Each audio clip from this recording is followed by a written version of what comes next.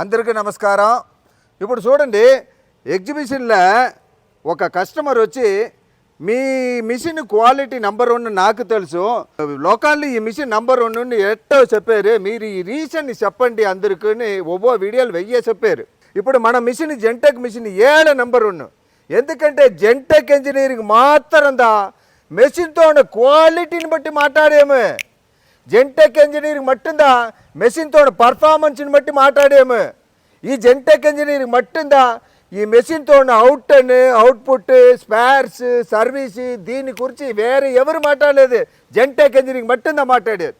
ఎందుకంటే అందుకే మేము చెప్తాము, ఈ మిషన్ క్వాలిటీని చూడండి, రేటు వేసి పోవద్దండి.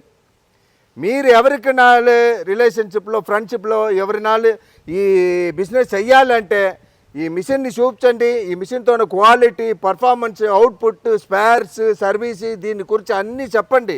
వాళ్ళు ఈ వ్యాపారం చెయ్యముందు. ఎందుకంటే లోకాల్లో ఈ వ్యాపారం పెరిగినే ఉండదు.